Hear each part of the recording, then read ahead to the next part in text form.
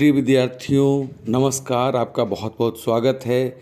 और आज हम आपको सुनाने जा रहे हैं कथा सम्राट प्रेमचंद की एक महत्वपूर्ण उपन्यास की कहानी, जो कि आपके पाठ्य पुस्तक से संबंधित है। आपके पाठ्यक्रम में यह पुस्तक आपको पढ़नी है। इस उपन्यास में कुल 17 परिच्छेद यानी 17 अध्याय हैं। तो हम एक एक करके आगे बढ़ेंगे। सबसे पहले इस उपन्यास के संबंध में दो बातें। इस उपन्यास के शीर्षक से ही पता चलता है कि यह एक नारी प्रधान उपन्यास है, यानी इसकी नायिका है निर्मला, जो कि मात्र 15 वर्ष की एक युवती है और कम उम्र में ही उसकी अनमेल विवाह कर दी जाती है, जिसके कारण सारी परेशानियां उत्पन्न होती है। और यह उपन्यास प्रेमचंद ने हमारे सामाजिक ताने बाने को देखकर बुना है। आप जानते हैं कि साहित्य समाज का दर्पण होता है और साहित्यकार आपको समाज की उन सारी विसंगतियों, सारी अच्छाइयों, सारी चीज़ों से अवगत कराता है जो कि हमारे आसपास में घट रही होती हैं। तो चलिए हम प्रारंभ करते हैं, आपको सुनाते हैं इस उपन्यास के पहले परिच्छेद की कहानी। यूँ तो बाबू उदय भानुलाल के परिवार में 20 ही प्राणी थे। कोई ममेरा भाई था, कोई फुफेरा, कोई भांजा था, कोई भतीजा, लेकिन यहाँ हमें उनसे कोई प्रयोजन नहीं। वह अच्छे वकील थे, लक्ष्मी प्रसन्न थी और कुटुंब के दरिद्र प्राणियों को आश्रय देना उनका कर्तव्य ही था। हमारा संबंध तो केवल उनकी दोनों कन्याओं से है, जिनमें बड़ी का नाम निर्मला और छोटी का कृष्णा था। अभी कल दोनों साथ साथ गुड़िया खेलती थीं। निर्मला का 15वां साल था, कृष्णा का 10वां। फिर भी उनके स्वभाव में कोई विशेष अंतर न था। दोनों चंचल, खिलाड़िन और सैर तमाशे पर जान देती थीं। दोनों गुड़िया का धूमधाम से ब्याह करती थी, सदा काम से जी चुराती थी। माँ पुकारती रहती थी, पर दोनों कोठे पर छिपी बैठी रहती थीं कि न जाने किस काम के लिए बुलाती हैं। दोनों अपने भाइयों से लड़ती थीं, नौकरों को डांटती थी और बाजे की आवाज़ सुनते ही द्वार पर आकर खड़ी हो जाती थी। पर आज एकाएक एक ऐसी बात हो गई है जिसने बड़ी को बड़ी और छोटी को छोटी बना दिया है। कृष्णा वही है, पर निर्मला बड़ी गंभीर, एकांत प्रिय और लज्जाशील हो गई है। इधर महीनों से बाबू उदय भानुलाल निर्मला के विवाह की बातचीत कर रहे थे। आज उनकी मेहनत ठिकाने लगी है। उदय भानुलाल जी निर्मला के पिता हैं। बाबू भालचंद्र सिन्हा के ज्येष्ठ पुत्र भुवन मोहन सिन्हा से बात पक्की हो गई है।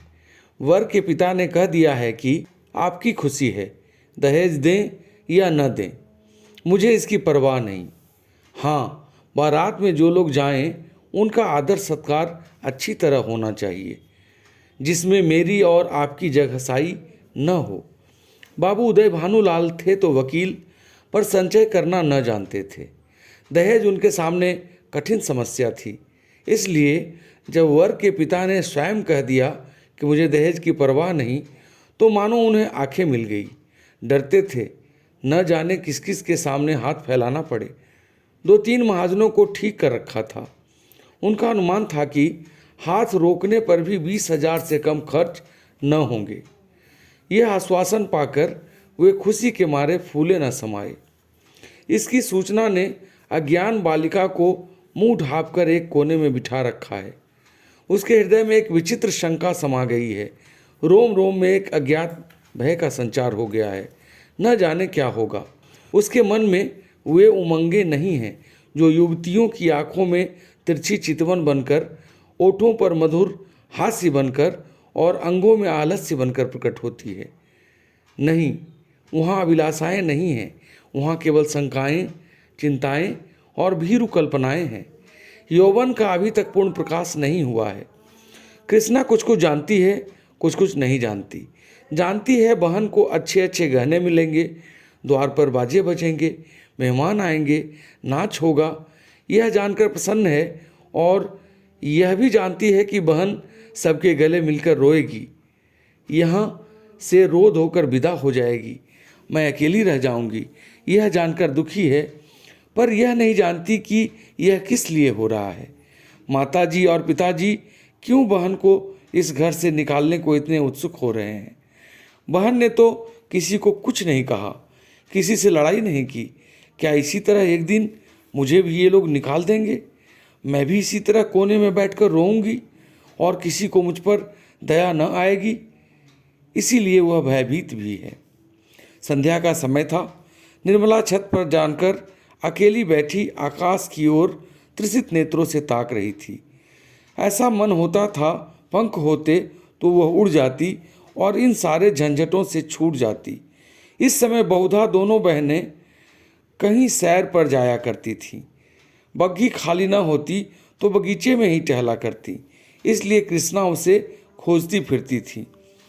जब कहीं न पाया तो छत पर आई और उसे देखते ही हंसकर बोली, तुम यहाँ आकर छिपी बैठी हो? मैं तुम्हें ढूंढती फिरती हूँ। चलो, बग्घी तैयार कर आई हूँ। निर्मला ने उदासीन भाव से कहा, तू जा, मैं न आऊँगी।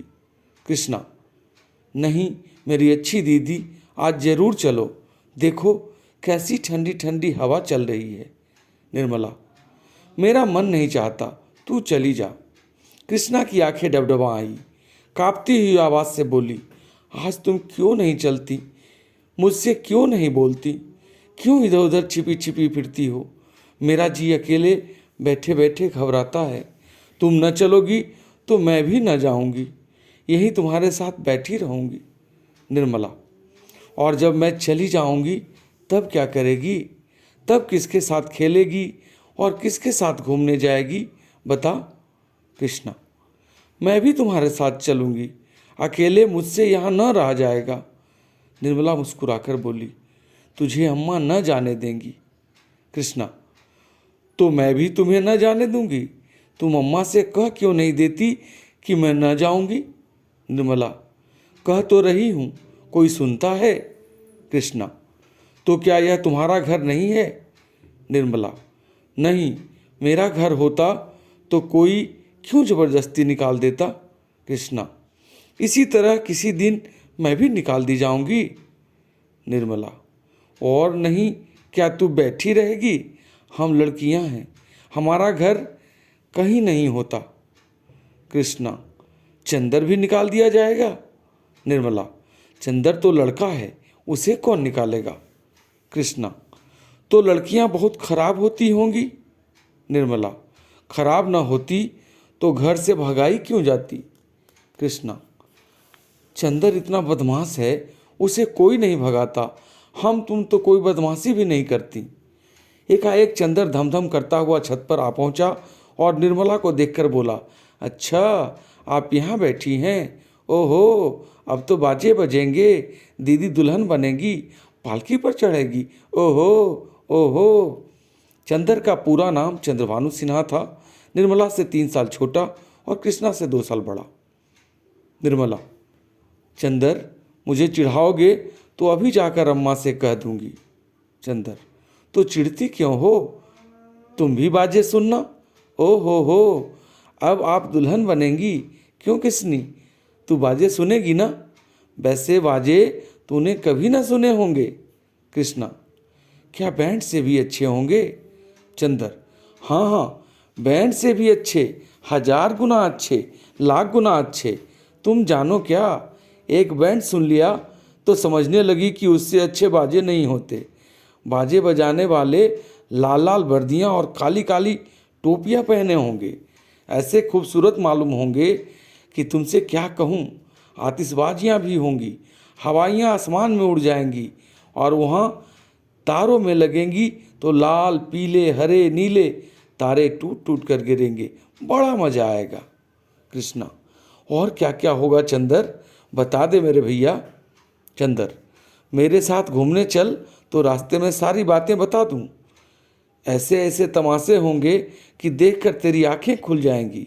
हवा में उड़ती हुई परियां होंगी, सचमुच की परियां। कृष्णा, अच्छा चलो, लेकिन न बताओगे तो मारूंगी। चंद्रभानु और कृष्णा चले गए, पर निर्मला अकेली बैठी रह गई। कृष्णा के चले जाने से इस समय उसे बड़ा क्षोभ हुआ। कृष्णा, जिसे वह प्राणों से भी अधिक प्यार करती थी, आज इतनी निठुर हो गई, अकेली छोड़कर चली गई। बात कोई न थी, लेकिन दुखी हृदय, दुखती हुई आँख है जिसमें हवा से भी पीड़ा होती है। निर्मला बड़ी देर तक बैठी रोती रही। भाई बहन, माता पिता सभी इसी भांति मुझे भूल जाएंगे, सबकी आंखें फिर जाएंगी, फिर शायद इन्हें देखने को भी तरस जाऊं। बाग में फूल खिले हुए थे, मीठी मीठी सुगंध आ रही थी। चैत की शीतल मंद समीर चल रही थी, आकाश में तारे छिटके हुए थे। निर्मला इन्हीं शोकमय विचारों में पड़ी पड़ी सो गई और आंख लगते ही उसका मन स्वप्न देश में विचरने लगा। क्या देखती है कि सामने एक नदी लहरें मार रही है और वह नदी के किनारे नाव की बाट देख रही है। संध्या का समय है। अंधेरा किसी भयंकर जंतु की भांति बढ़ता चला आता है। वह घोर चिंता में पड़ी हुई है कि कैसे यह नदी पार होगी, कैसे पहुंचूंगी। रो रही है कि कहीं रात न हो जाए, नहीं तो मैं अकेली यहाँ कैसे रहूंगी। एकाएक उसे एक सुंदर नौका घाट की ओर आती दिखाई देती है। वह खुशी से उछल पड़ती है और ज्यों ही नाव घाट पर आती है वह उस पर चढ़ने के लिए बढ़ती है, लेकिन ज्यों ही नाव के पटरे पर पैर रखना चाहती है उसका मल्लाह बोल उठता है, तेरे लिए यहाँ जगह नहीं है। वह मल्लाह की खुशामद करती है, उसके पैरों पड़ती है, रोती है, लेकिन वह यह कह जाता है, तेरे लिए यहाँ जगह नहीं है। एक क्षण में नाव खुल जाती है। वह चिल्ला चिल्ला कर रोने लगती है। नदी के निर्जन तट पर रात भर कैसे रहेगी, यह सोच वह नदी में कूदकर उस नाव को पकड़ना चाहती है कि इतने में कहीं से आवाज़ आती है, ठहरो ठहरो, नदी गहरी है, डूब जाओगी। वह नाव तुम्हारे लिए नहीं है, मैं आता हूँ, मेरी नाव में बैठ जाओ, मैं उस पार पहुँचा दूँगा। वह भयभीत होकर इधर उधर देखती है कि यह आवाज़ कहाँ से आई। थोड़ी देर के बाद एक छोटी सी डोंगी आती दिखाई देती है। उसमें न पाल है, न पतवार और न मस्तूल। पेंदा फटा हुआ है, तख्ते टूटे हुए। नाव में पानी भरा हुआ है और एक आदमी उसमें से पानी उलीच रहा है। वह उससे कहती है, यह तो टूटी हुई है, यह कैसे पार लगेगी। मल्लाह कहता है, तुम्हारे लिए यही भेजी गई है, आकर बैठ जाओ। वह एक क्षण सोचती है, इसमें बैठूं या न बैठूं। अंत में वह निश्चय करती है, बैठ जाऊं। यहाँ अकेली पड़ी रहने से नाव में बैठ जाना फिर अच्छा है। किसी भयंकर जंतु के पेट में जाने से तो यही अच्छा है कि नदी में डूब जाऊं। कौन जाने नाव पार पहुंच ही जाए। यह सोचकर वह प्राणों को मुट्ठी में लिए हुए नाव पर बैठ जाती है। कुछ देर तक नाव डगमगाती हुई चलती है, लेकिन प्रति क्षण उसमें पानी भरता जाता है। वह भी मल्लाह के साथ दोनों हाथों से पानी उलीचने लगती है, यहाँ तक कि उनके हाथ थक जाते हैं, पर पानी बढ़ता ही चला जाता है। आखिर नाव चक्कर खाने लगती है। मालूम होती है अब डूबी, अब डूबी। तब वह किसी अदृश्य सहारे के लिए दोनों हाथ फैलाती है। नाव नीचे जाती है और उसके पैर उखड़ जाते हैं। वह जोर से चिल्लाई और चिल्लाते हैं उसकी आंखें खुल गई। देखा तो माता सामने खड़ी उसका कंधा पकड़कर हिला रही थी। बाबू उदय भानुलाल का मकान बाजार बना हुआ है। बरामदे में सुनार के हथौड़े और कमरे में दर्जी की सुइयां चल रही हैं। सामने नीम के नीचे बढ़ई चारपाइयाँ बना रहा है। खपरेल में हलवाई के लिए भट्टी खोदी गई है। मेहमानों के लिए अलग एक मकान ठीक किया गया है। यह प्रबंध किया जा रहा है कि हर एक मेहमान के लिए एक एक चारपाई, एक एक कुर्सी और एक एक मेज हो। हर 3 मेहमानों के लिए एक एक कहार रखने की तजवीज़ हो रही है। अभी बारात आने में 1 महीने की देर है, लेकिन तैयारियां अभी से हो रही हैं। बारातियों का ऐसा सत्कार किया जाए कि किसी को जबान हिलाने का मौका न मिले। वे लोग भी याद करें कि किसी के यहाँ बारात में गए थे। पूरा मकान बर्तनों से भरा हुआ है। चाय के सेट हैं, नाश्ते की तस्तरियाँ, थाल, लोटे, गिलास। जो लोग नित्य खाट पर पड़े हुक्का पीते रहते थे, बड़ी तत्परता से काम में लगे हुए हैं।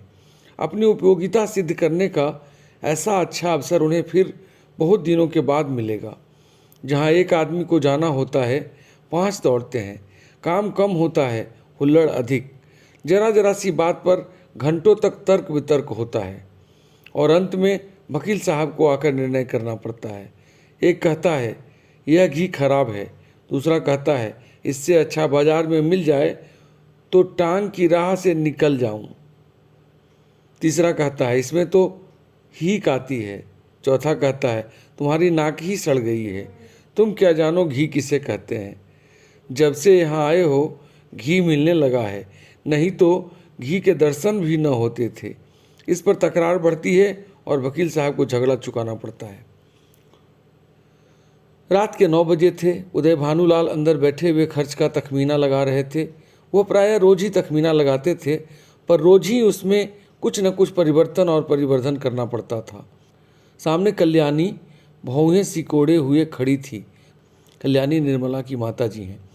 बाबू साहब ने बड़ी देर के बाद सिर उठाया और बोले, 10,000 से कम नहीं होता, बल्कि शायद और बढ़ जाए। कल्याणी, 10 दिन में 5 से 10,000 हुए, 1 महीने में तो शायद 1 लाख की नौबत आ जाए।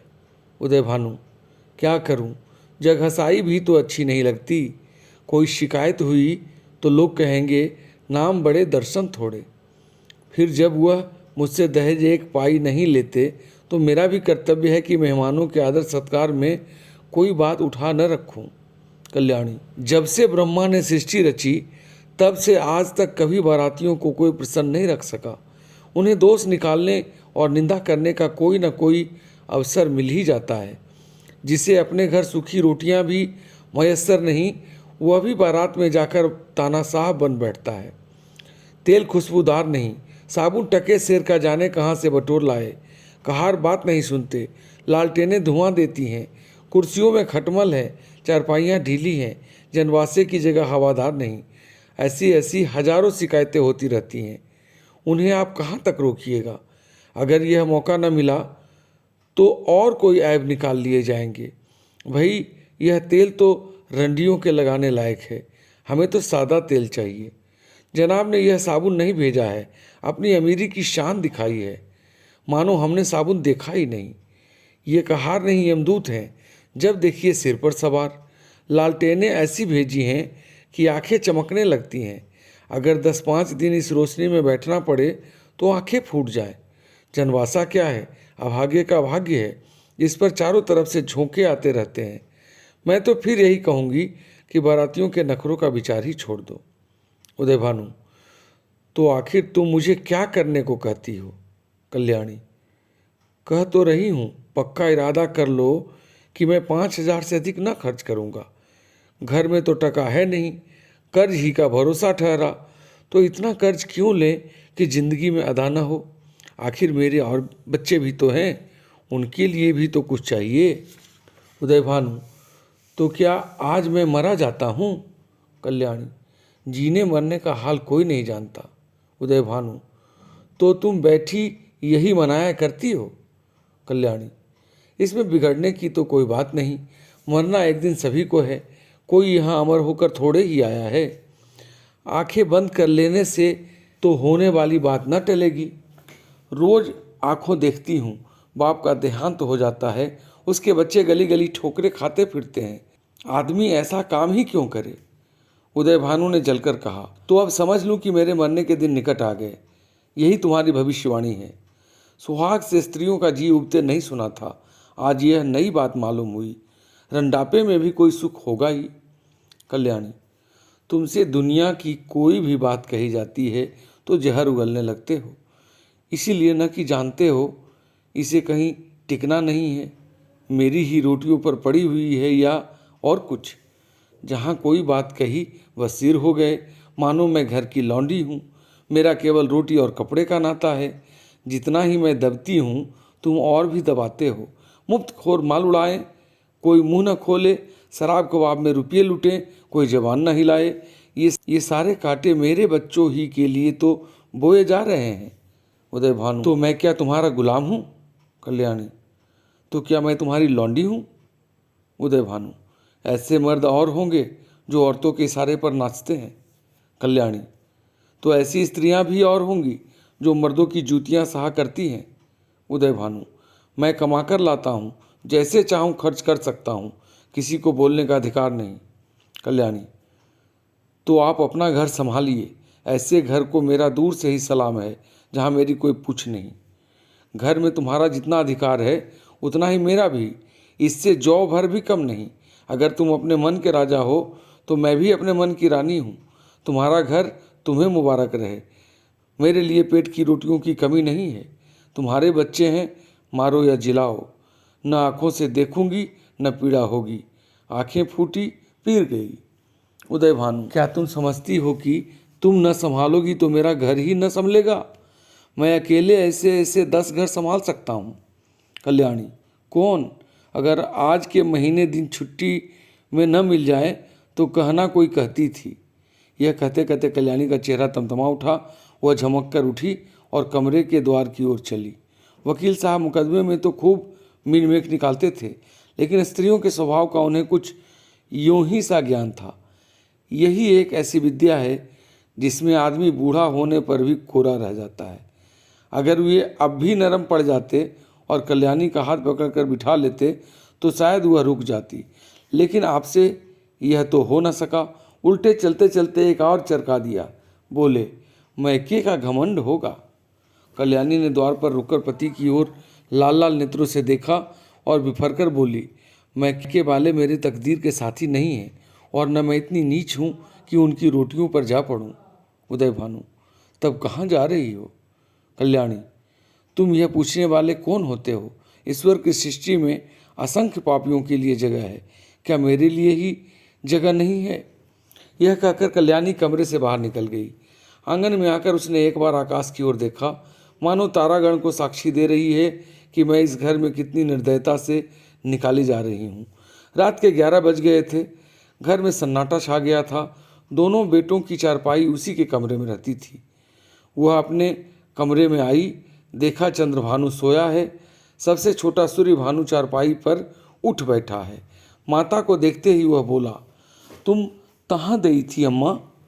कल्याणी दूर ही से खड़े खड़े बोली, कहीं तो नहीं बेटा, तुम्हारे बाबूजी के पास गई थी। सूर्य, तुम तली नहीं, मुझे अकेले डर लगता था। तुम क्यों तली गई थी, बताओ? यह कहकर बच्चे ने गोद में चढ़ने के लिए दोनों हाथ फैला दिए। कल्याणी अब अपने को न रोक सकी। मातृ स्नेह के सुधा प्रवाह से उसका संतप्त हृदय परिप्लावित हो गया। हृदय के कोमल पौधे जो क्रोध के ताप से मुरझा गए थे फिर हरे हो गए। आंखें सजल हो गई। उसने बच्चे को गोद में उठा लिया और छाती से लगाकर बोली, तुमने पुकार क्यों न लिया बेटा? सूर्य, पुतालता तो ता, तुम थुनती न थी। बताओ, अब तो कभी न दाओगी? कल्याणी, नहीं भैया, अब नहीं जाऊंगी। यह कहकर कल्याणी सूर्यभानु को लेकर चारपाई पर लेटी। माँ के हृदय से लिपटते ही बालक निशंक होकर सो गया। कल्याणी के मन में संकल्प विकल्प होने लगे।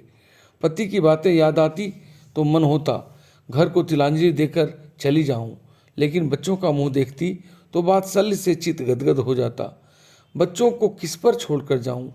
मेरे इन लालों को कौन पालेगा? ये किसके होकर रहेंगे? कौन प्रातःकाल इन्हें दूध और हलवा खिलाएगा? कौन इनकी नींद सोएगा, इनकी नींद जागेगा? बेचारे कौड़ी के 3 हो जाएंगे। नहीं प्यारों, मैं तुम्हें छोड़कर नहीं जाऊंगी। तुम्हारे लिए सब सह लूंगी। निरादर, अपमान, जली कटी, खोटी खरी, घुड़की झिड़की, सब तुम्हारे लिए सहूंगी। कल्याणी तो बच्चे को लेकर लेटी, पर बाबू साहब को नींद न आई। उन्हें चोट करने वाली बातें बड़ी मुश्किल से बोलती थी। उफ, यह मिजाज, मानो मैं ही इनकी स्त्री हूँ। बात मुंह से निकालनी मुश्किल है। अब मैं इनका गुलाम होकर रहूं। घर में अकेली यह रहें और बाकी जितने अपने बेगाने हैं सब निकाल दिए जाएं। चला करती हैं, मनाती हैं कि यह किसी तरह मरे तो मैं अकेली आराम करूं। दिल की बात मुंह से निकल ही आती है, चाहे कोई कितना ही छिपाए। कई दिन से देख रहा हूं, ऐसी ही जली कटी सुनाया करती हैं। मैके का घमंड होगा, लेकिन वहाँ कोई भी न पूछेगा। अभी सब आवभगत करते हैं, जब जाकर सिर पड़ जाएगी तो आटे दाल का भाव मालूम हो जाएगा। रोती हुई जाएंगी, बाहर है घमंड। सोचती हैं मैं ही यह गृहस्थी चलाती हूँ। अभी 4 दिन को कहीं चला जाऊँ तो मालूम हो जाएगा, सारी शेखी किरकरी हो जाएगी। एक बार इनका घमंड तोड़ ही दूं, जरा वैधव्य का मजा भी चखा दूं। न जाने इनकी हिम्मत कैसे पड़ती है कि मुझे यूं कोसने लगते हैं। मालूम होता है प्रेम इन्हें छू नहीं गया। यह समझती है यह घर से इतना चिमटा हुआ है कि इसे चाहे जितना कोसूं टलने का नाम न लेगा। यही बात है, पर यह संसार से चिमटने वाले जीव नहीं है। जहन्नुम में जाए यह घर जहाँ ऐसे प्राणियों से पाला पड़े। घर है या नरक। आदमी बाहर से थका मांदा आता है तो उसे घर में आराम मिलता है। यहाँ आराम के बदले कोसने सुनने पड़ते हैं। मेरी मृत्यु के लिए व्रत रखे जाते हैं। यह है 25 वर्ष के दाम्पत्य जीवन का अंत। बस चल ही दूं। जब देख लूँगा इनका सारा घमंड धूल में मिल गया और मिजाज ठंडा हो गया तो लौट आऊँगा। 4-5 दिन काफ़ी होंगे। लो, तुम भी याद करोगी किसी से पाला पड़ा था। यही सोचते हुए बाबू साहब उठे, रेशमी चादर गले में डाली, कुछ रुपये लिए, अपना कार्ड निकालकर दूसरे कुर्ते की जेब में रखा, छड़ी उठाई और चुपके से बाहर निकले। सब नौकर नींद में मस्त थे। कुत्ता आहट पाकर चौंक पड़ा और उनके साथ हो लिया। पर यह कौन जानता था कि यह सारी लीला विधि के हाथों रची जा रही है। जीवन रंगशाला का वह निर्दय सूत्रधार किसी अगम गुप्त स्थान पर बैठा हुआ अपनी जटिल क्रूर कीड़ा दिखा रहा है। यह कौन जानता था कि नकल असल होने जा रही है, अभिनय सत्य का रूप ग्रहण करने वाला है। निशा ने इंदु को परास्त करके अपना साम्राज्य स्थापित कर लिया था। उसकी पैशाचिक सेना ने प्रकृति पर आतंक जमा रखा था। सद्वृत्तियाँ मुँह छिपाए पड़ी थीं और कुवृत्तियाँ विजय गर्व से इठलाती फिरती थीं। वन में वन्य जंतु शिकार की खोज में विचर रहे थे और नगरों में नर पिशाच गलियों में मंडराते फिरते थे। बाबू उदय भानुलाल लपके हुए गंगा की ओर चले जा रहे थे। उन्होंने अपना कुर्ता घाट के किनारे रखकर 5 दिन के लिए मिर्ज़ापुर चले जाने का निश्चय किया था। उनके कपड़े देखकर लोगों को डूब जाने का विश्वास हो जाएगा। कार्ड कुर्ते की जेब में था। पता लगाने में कोई दिक्कत न हो सकती थी। दम के दम में सारे शहर में खबर मशहूर हो जाएगी। 8 बजते बजते तो मेरे द्वार पर सारा शहर जमा हो जाएगा। तब देखूं देवी जी क्या करती हैं। यही सोचते हुए बाबू साहब गलियों में चले जा रहे थे। सहसा उन्हें अपने पीछे किसी दूसरे आदमी के आने की आहट मिली। समझे कोई होगा, आगे बढ़े। लेकिन जिस गली में वह मुड़ते उसी तरफ यह आदमी भी मुड़ता था। तब बाबू साहब को आशंका हुई कि यह आदमी मेरा पीछा कर रहा है। ऐसा आभास हुआ कि इसकी नीयत साफ नहीं है। उन्होंने तुरंत जेबी लालटेन निकाली और उसके प्रकाश में उस आदमी को देखा। एक वरिष्ठ मनुष्य कंधे पर लाठी रखे चला आता था। बाबू साहब उसे देखते ही चौंक पड़े। यह शहर का छटा हुआ बदमाश था। 3 साल पहले उस पर डाके का अभियोग चला था। उदय भानु ने उस मुकदमे में सरकार की ओर से पैरवी की थी और इस बदमाश को 3 साल की सजा दिलाई थी। तभी से वह इनके खून का प्यासा हो रहा था। कल ही वह छूटकर आया था। आज दयावत साहब अकेले रात को दिखाई दिए तो उसने सोचा यह इनसे दाव चुकाने का अच्छा मौका है। ऐसा मौका शायद ही फिर कभी मिले। तुरंत पीछे हो लिया और वार करने की घात में ही था कि बाबू साहब ने जेबी लालटेन जलाई। बदमाश जरा ठिठक कर बोला, क्यों बाबूजी, पहचानते हो? मैं हूँ मत्तई। बाबू साहब ने डपट कर कहा, तुम मेरे पीछे पीछे क्यों आ रहे हो? मत्तई, क्यों? किसी को रास्ता चलने की मनाही है? यह गली तुम्हारे बाप की है। बाबू साहब जवानी में कुश्ती लड़े थे, अब भी हष्टपुष्ट आदमी थे, दिल के भी कच्चे न थे। छड़ी संभाल कर बोले, अभी शायद मन नहीं भरा, अब की 7 साल की जाओगे। मतई, मैं 7 साल को जाऊंगा या 14 साल को, पर तुम्हें जिंदा न छोड़ूंगा। हाँ, अगर तुम मेरे पैरों पर गिरकर कसम खाओ कि अब किसी को सजा न कराऊंगा तो छोड़ दूं। बोलो, मंजूर है? उदय भानु, तेरी सामत तो नहीं आई? मतई, सामत मेरी नहीं आई, तुम्हारी आई है। बोलो, खाते हो कसम? 1। उदय भानु, तुम हटते हो कि मैं पुलिसमैन को बुलाऊं? मतई, 2। उदय भानु गरज कर, हट जा बादशाह सामने से।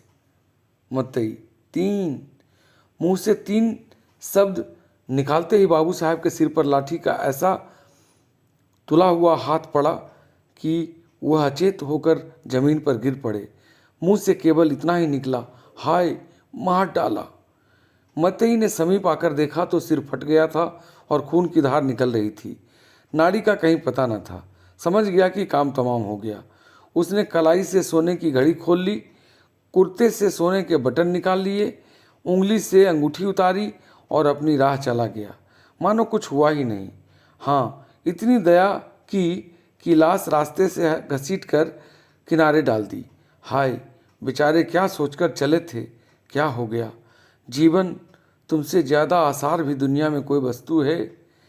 क्या वह उस दीपक की भांति ही क्षणभंगुर नहीं है जो हवा के एक झोंके से बुझ जाता है? पानी के एक बुलबुले को देखते हो, लेकिन उसे टूटते भी कुछ देर लगती है। जीवन में उतना सार भी नहीं, सांस का भरोसा ही क्या, और इसी नश्वरता पर हम अभिलाषाओं के कितने विशाल भवन बनाते हैं। नहीं जानते नीचे जाने वाली सांस ऊपर आएगी या नहीं, पर सोचते इतनी दूर की हैं मानो हम अमर हैं। यही पहला परिच्छेद समाप्त होता है। अगले परिच्छेद की कथा मैं अगले भाग में सुनाऊंगा, क्योंकि वीडियो थोड़ा लंबा होता जा रहा है। और इस प्रकार कथा कहने के पश्चात क्लासरूम में आपको इसकी व्याख्या, इसके भावार्थ समझाऊंगा। तो अब यहीं इजाज़त दीजिए, मिलेंगे अगले वीडियो में। और अगर आपने मेरा चैनल सब्सक्राइब नहीं किया है तो कृपया इसे सब्सक्राइब कर लें तथा लाइक एवं शेयर भी करना न भूलेंगे। धन्यवाद।